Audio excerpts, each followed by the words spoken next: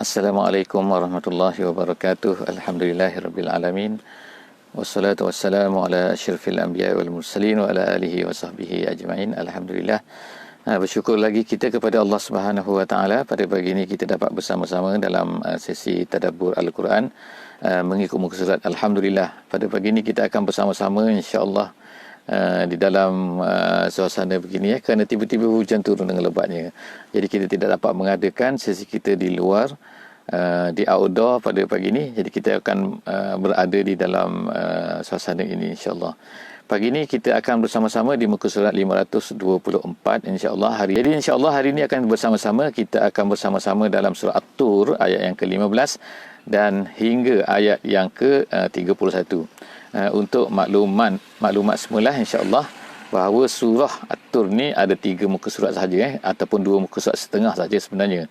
2 muka surat setengah. Jadi kita sekarang berada pada muka surat yang kedua dan selepas daripada ni kita hanya ada 1 muka surat saja lagi daripada surah At-Tur. Sebagaimana kita sebut semalam bahawa surah At-Tur ni adalah merupakan surah yang digambarkan Allah Subhanahu Wa Taala gambarkan dalam surah At-Tur ni tentang balasan-balasan yang akan terkena kepada orang-orang yang beriman dan juga orang-orang yang tidak beriman.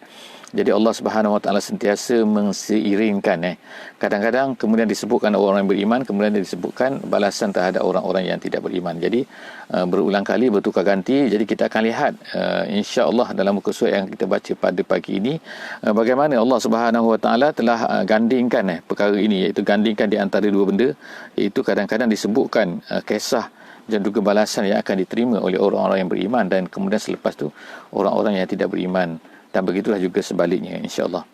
Jadi kita mulakan insya-Allah pada hari ini dengan ayat yang ke-15 ayat yang ke-15 daripada surah At-Tur.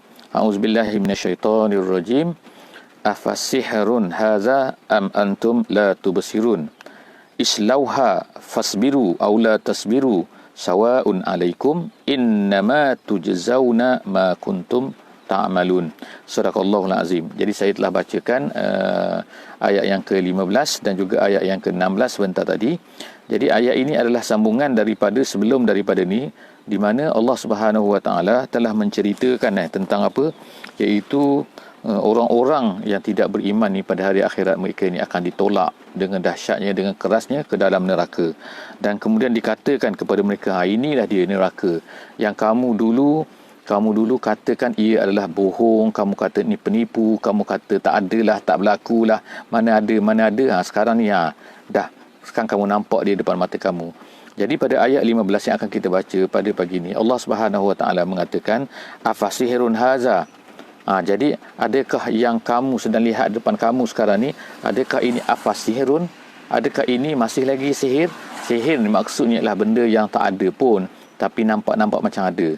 Kalau kita pada hari ini ni macam main silap mata lah kan Main silap mata ni orang nampak macam ada, sebab tu dalam bahasa Arab dia panggil sahir. Dalam bahasa Arab tukang silap mata ni orang panggil dia sahir, seolah-olahnya macam dia ni tukang sihir lah, walaupun dia ni bukan tukang sihir kan, tapi dia memukau kita dengan permainan silap matanya.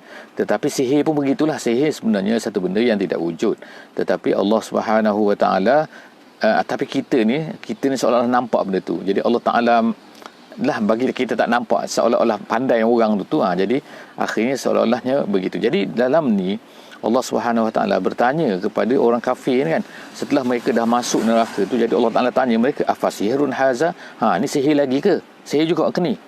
Am antum la tusirun, ataupun kamu memang tak nampak lah. Tak nampak sebab apa? Tak nampak lah kan. Ni takkan tak nampak lagi. Jadi persoalan ni nama dia adalah persoalan taubih ataupun soalan az-zajru, ancaman ataupun merendah-rendahkan, mempermain-mainkan.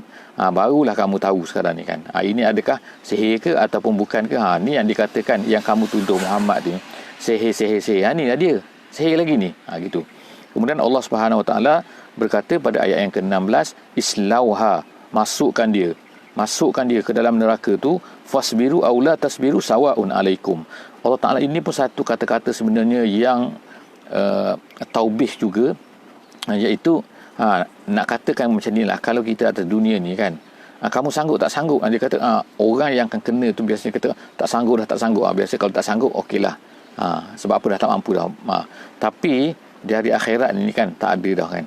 Awak kata sanggup ke, awak tak sanggup ke, awak bersabar ke, awak boleh tahan ke, awak tak boleh tahan ke, sama saja kan. Sama saja. Sama apa? Iaitu kamu akan tetap dimasukkan ke dalam neraka. Sebab apa? Dah dikatakan, dah diceritakan kepada kamu semasa di dunia perkara-perkara ni. Tapi kamu tak peduli juga, kamu tak dengar juga. Sekarang ni kamu sanggup ke tak sanggup ke, akan dimasukkan juga ke dalam neraka. Innama tujzauna ma kuntum ta'malun. Ini dibalas ni bukan sebab apa? Sebab atas apa yang kamu lakukan semasa ada dunia lah. Ini bukan sebab sahaja kami nak balas kamu nak dendam ke nak apa, tak. Kamu ini adalah hasil daripada apa yang kamu usahakan di atas dunia. Allah Ta'ala dah beri waktu kepada kita lah kan, kepada kita semua lah kan, pada di atas dunia pada hari ini. Allah Ta'ala dah bagi masa, Allah Ta'ala dah bagi Rasul, Allah Ta'ala dah bagi Quran kepada kita. Jadi kalau adalah manusia juga tak nak faham juga, tak nak sedar juga, jadi itu memang balasan dia lah kan. Innama tujzauna ma kuntum ta'malun. Kamu ni dibalas kerana apa yang kamu buat lah. Innal muttaqina fi jannatin wa na'im. Jadi Allah Subhanahu Wa Taala sebut selepas daripada itu, iaitu apa? Tadi itu ialah tentang orang-orang yang tidak beriman. Sekarang Allah Taala sebut pula, cerita pula tentang berita gembira kepada orang-orang yang beriman. Orang yang beriman ni akan dapat apa? Sekarang kita gembiralah insya-Allah kan.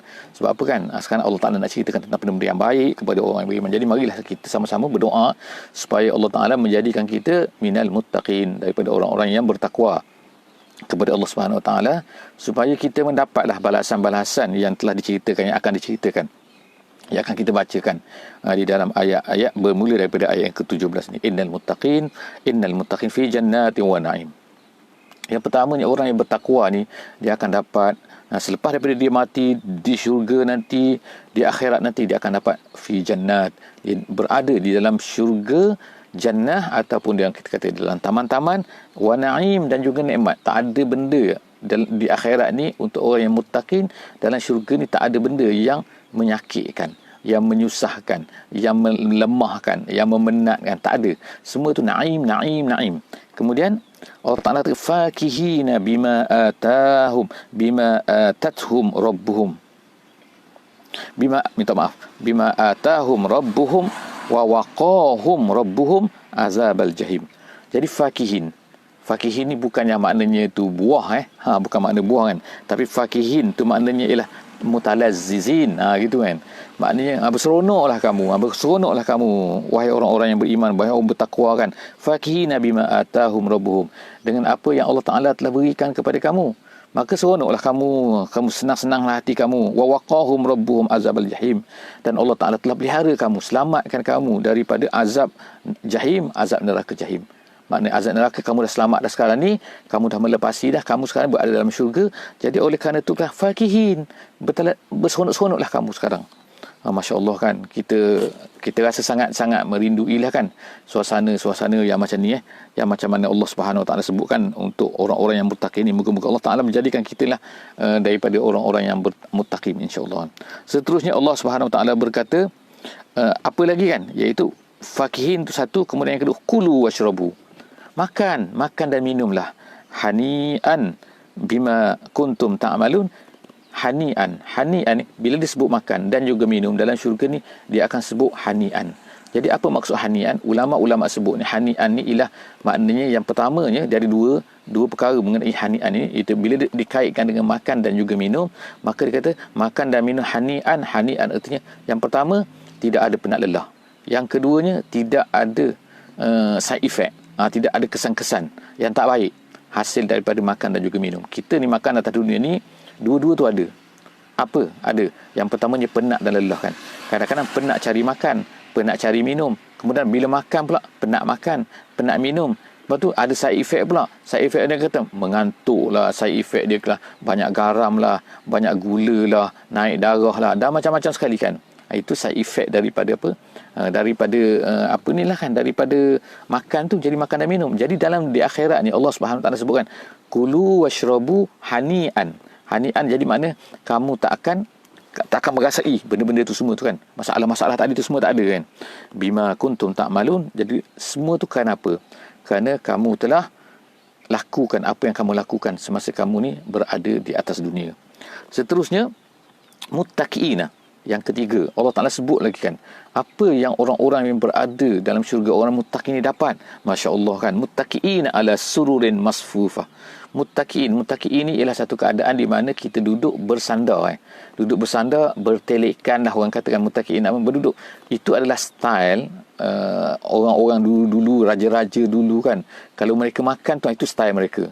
Mereka tak duduk macam kita ni, duduk atas meja macam tu kan. Tak, tapi mereka duduk bertelekan. Jadi menunjukkan maknanya kehebatan lah, keseronokan lah, maknanya relaxnya, tak ada masalahnya. Itu nama dia muttaqiin. Jadi Allah Subhanahu Wa Taala sebut, menggunakan perkataan ini nak menunjukkan bahawa orang-orang yang dalam syurga ni kan, duduk bertelekan, relax kan. Kau nak makan minum, nak buat apa pun, muttaqiin ala sururin. Sururin ni jamak, perkataan jamak kepada sarir. Sarir ni maknanya kita kata katil lah kan. Jadi mereka ni duduk atas katil, duduk atas macam-macam istilah bahasa Melayu kan, tapi maknanya sini lah duduk di atas satu tilam, di atas yang empuk dan sebagainya. Itu muttaqiin ala sururin masfufah. Kalau masfufah tersusun, tersusun cantik kan. Kalau kita contoh katakan, kalau kita pergi ke hotel kan, dia akan susun cantik kan. Hotel lah biasa kan, susun cantik apa kan, katil tu, even kadang-kadang tu diukur tu kan dengan tali kan, ukur 1 senti bawah kan, supaya teratur kan, hujung sini diikat dengan betul kan, tak boleh lebih kan. Itu di antara contoh-contoh lah yang kita atas dunia pun kita boleh tengok kan, masfufah. Tapi di akhirat ni wallah lebih lagi kan, suasana dia macam mana. Tapi masfufah, bila tersusun kita akan nampak sangat cantik kan. Jadi orang-orang yang beriman ni, Masya Allah kan, kita akan dapat berada di situ kan, iaitu muttaqiin ala surir masfufah, yang tersusun. Kemudian wazawwajnahum bihurin ain. Kemudian seterusnya apa? Zawwajna tu erti apa? Bukannya makna dikahwinkan, bukan angkahna, bukan. Jadi ulama tafsir kata di sini maksudnya lah ditemankan, diiringikan, dikawankan. Maknanya bersama-sama dengan dia tu apa benda kan? Hurin ain. Hurin ain tu ialah satu gambaran kepada bidadari lah kalau bahasa Melayu kan. Tapi ialah hur tu maknanya setengah terjemahan dia kata dia adalah putih. Kemudian tu ain tu ialah mata. Ada setengah terjemahan dia kata bermata jeli. Wallahu alam lah. Tapi kalau dalam tafsir jalan lain disebutkan mempunyai mata yang luas kan. Jadi bermata luas, wallahu alam. Tapi nak menunjukkan semua itu adalah menunjukkan kepada kecantikan. Kecantikan apa? Iaitu orang-orang yang mengiringi, menemaninya kan. Semua tu yang cantik-cantik belaka.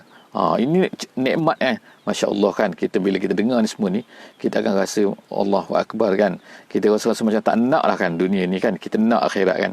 Tapi nak akhirat, nak syurga, bukannya nak apa kan. Jadi untuk dapatkan syurga ni, maka kita kena beramal atas dunia ni kan. Tak boleh main-main. Wallazina amanu wa wattaba'athum zurriyyatuhum biimanin alhaqna bihim zurriyyatahum wama alatnahum min amalihim min syai' kullu mri'in bima kasaba rahinun.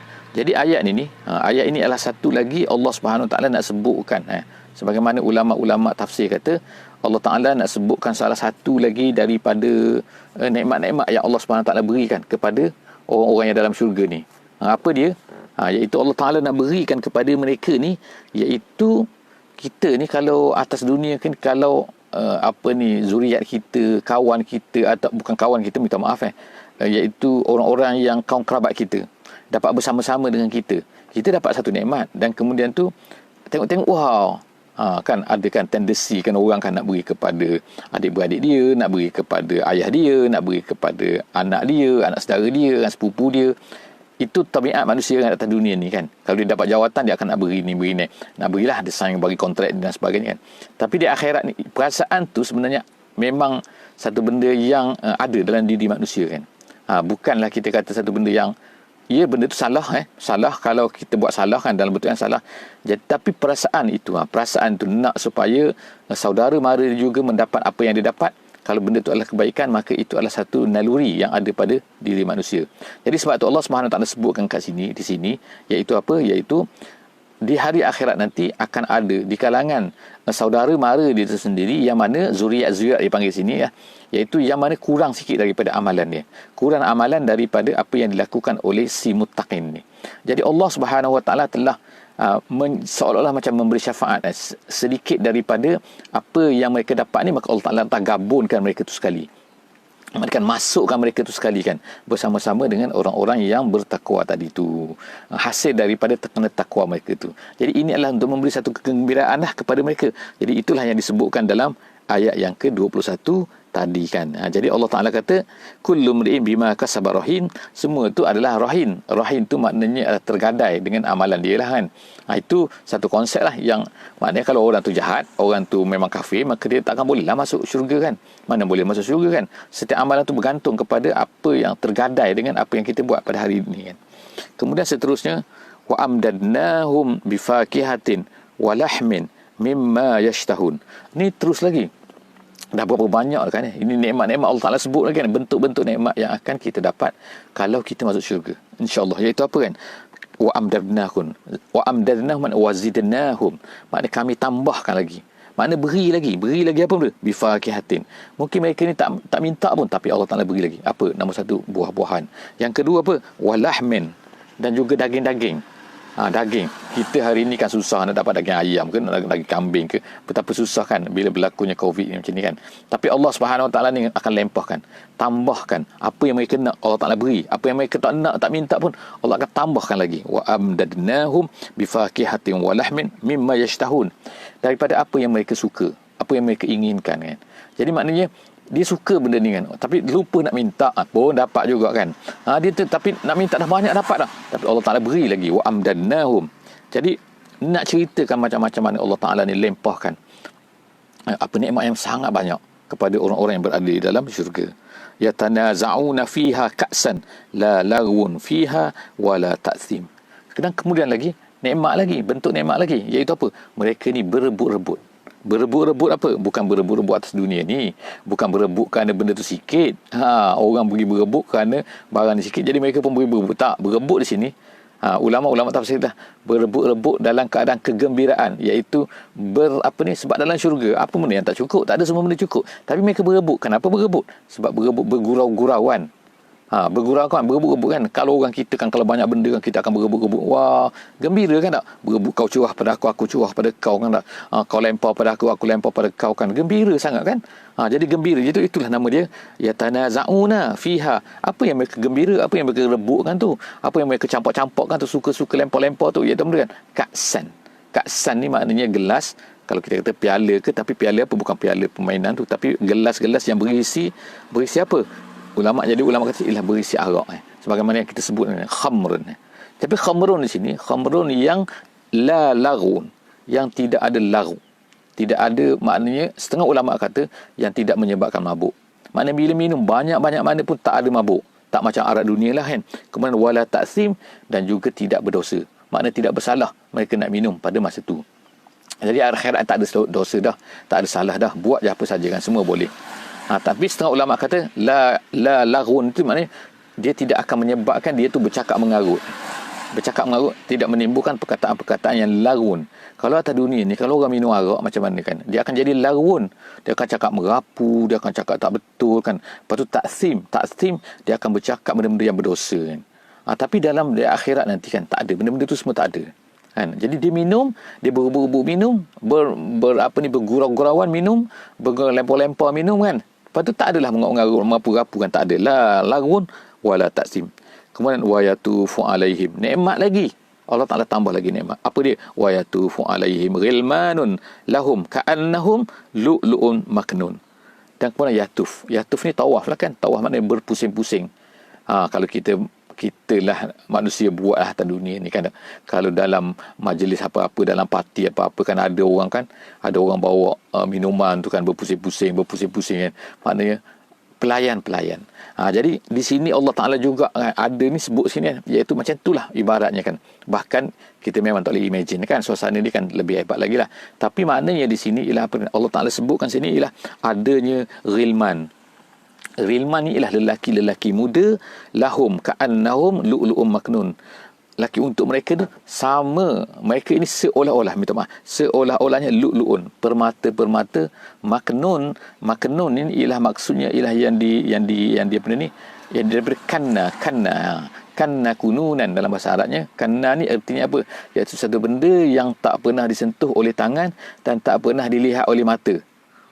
Maknanya dia tertutup, disimpan elok maknanya kan. Jadi dibuka khusus untuk kamu, untuk hari akhirat kan. Jadi Masya Allah kan, bila kita teringat semua benda ni kan, kita rasa macam kita nak pergi dah sana kan. Suatu kehidupan yang sangat indah. Tapi semua tu adalah bergantung. Ingat bukan boleh masuk akhirat, boleh pergi ke akhirat pergi saja kan. Tapi kita telah rahin kita rahin tu maknanya bergadai maknanya sanggup tak kita gadaikan dunia kita ni untuk kita dapat akhirat tu. Sanggup tak kita korbankan kesenangan dunia ini kalau ianya adalah dosa demi untuk mendapat akhiratnya. Sebab kalau kita sanggup untuk buat dosa atas dunia ni, bermakna kita akan dapatlah akhirat tu. Jadi bukan makna tak bersalah, bukan makna salah untuk kita ambil apa yang ada dunia kan. Tapi janganlah kerana kita nak dunia sehingga kita sanggup menggadaikan akhirat kita kan. Kita tengok kan betapa banyak kan apa yang berlaku sekarang lah kan.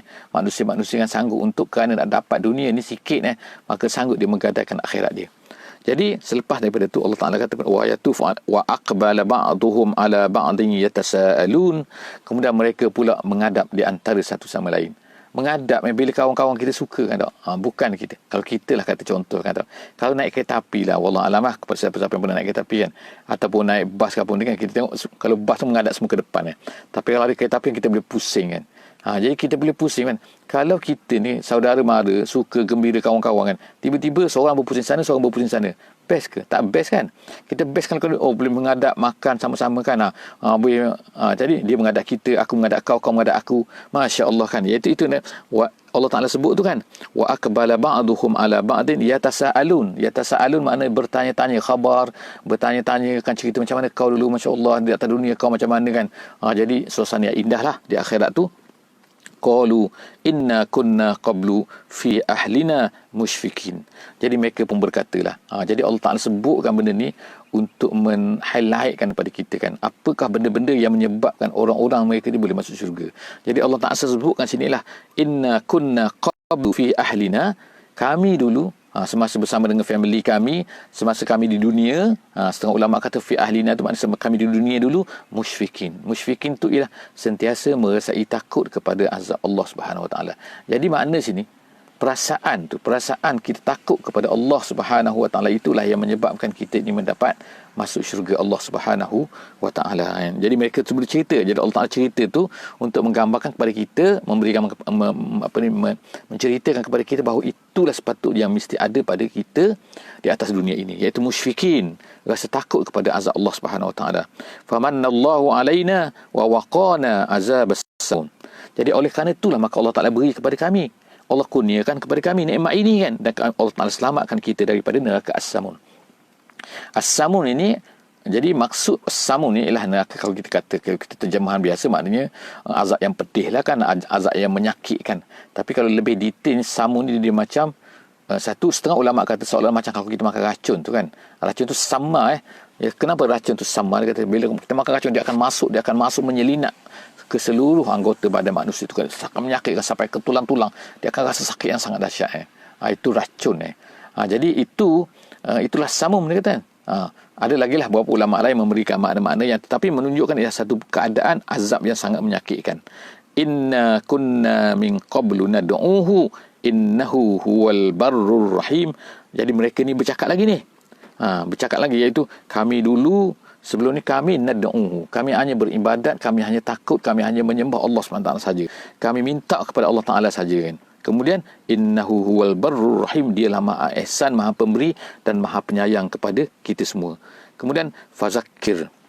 Jadi sekarang ni habis ni kita tengok kan, setiap kali Allah Ta'ala ceritakan tentang azab, tentang apa yang berlaku, umat-umat terdahulu dan sebagainya, maka biasanya hujung tu Allah Ta'ala akan sebutkan fa tu kita kata ialah lil fasihah, iaitu oleh kerana cerita-cerita semua tadi itu, maka wahai Muhammad fazakir fama anta bi ni'mati rabbika bikahinin wala majnun. Maka wahai Muhammad zakir, maknanya beringatlah kepada manusia itu, peringatkan kepada manusia, kamu ni bukanlah dengan nikmat Tuhan kamu ni kahin dan juga majnun. Maknanya apa dia dengan nikmat Tuhan kamu? Kalau kita katalah kan apa nikmat Tuhan kamu? Nikmat Tuhan kamu tu ialah maknanya apa? Nikmat Tuhan Islam lah kan. Jadi makna kita ni kan, bila kita ni dapat Islam, Bila kita ni dapat Islam, maka itu adalah nikmat yang terbesar. Sebab itulah kita kata nikmat iman dan juga nikmat Islam. Jadi Allah Subhanahu Wa Taala beritahu kepada Nabi Muhammad sallallahu alaihi wasallam, "Fazakir fama anta bi ni'mati rabbik." Oleh itu berilah peringatan wahai Muhammad, dan kamu ni dengan nikmat Tuhan kau tu, dengan kau dapat Islam tu, kau Allah Taala beri iman, kau dapat nikmat wahyu dan semua tu, nikmat-nikmat itu tu, kau bukanlah kahin. Kahin ni ialah kita kata kahin tu di apa terjemahan dia? Tolong tulislah kat situ kan iaitu kahin ni. Kahin tu iaitu yang duduk di rumah-rumah berhala tu kan. Tu kan yang penjaga-penjaga tu kan. Dan juga tidak gila. Jadi itu adalah di antara kan kita kata perkataan-perkataan yang digunakan oleh Nabi oleh orang kafir untuk melabelkan Nabi sallallahu alaihi wasallam. Mereka kata sahir, mereka kata kahin, mereka kata majnun, mereka kata macam-macam lah nak benda dan sebagainya kan. Jadi semua benda tu adalah tuduhan-tuduhan yang dikenakan oleh orang-orang Quraisy terhadap Nabi sallallahu alaihi wasallam. Jadi Allah Taala kata takkanlah kau kan tukang tilik. Terima kasih tukang tilik. Kemudian seterusnya kemudian fazakir. Habis am yaquluna syairun. Ini lagi. Ini tuduhan lagi kan. Iaitu apa? Syair. Syair itu kan syair. Maknanya pandai. Syair itu artinya apa? Iaitu seorang yang pandai, kalau ikut untuk masa tu, pandai menggunakan perkataan sehingga boleh memukaukan orang. Bukan pukau tu bukan, tapi maknanya perkataan-perkataan dia indah. Wow, sedap dengar sampai macam kita sekarang macam lagu lah kan penyanyi-penyanyi kan pandai dengan suara dia sedapnya, dengan lenggok-lenggoknya, dengan muziknya. Orang dengar macam itu jadi macam syair lah zaman sekarang ni kan. Jadi am yaquluna, adakah mereka ni mengatakan kamu ni wahai Muhammad syair? Jadi kemudian kita natarabbasu bihi raibal manun.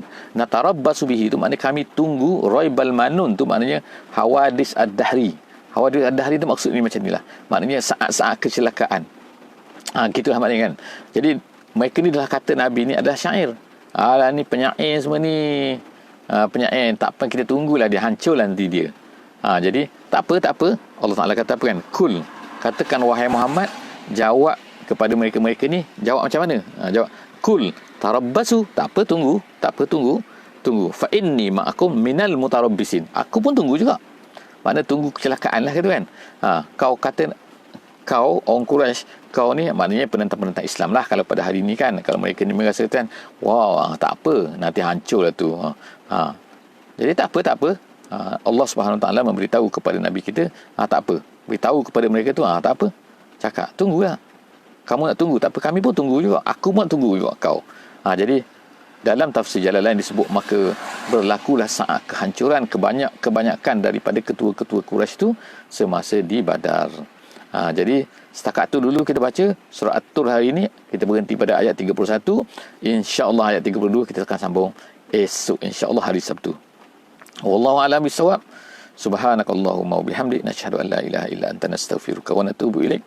Bismillahirrahmanirrahim. Wal 'asri innal insana lafi khusr illa allazina amanu wa 'amilus solihat wa tawasaw bil haqqi wa tawasaw bis sabr. Wassalamu alaikum warahmatullahi wabarakatuh.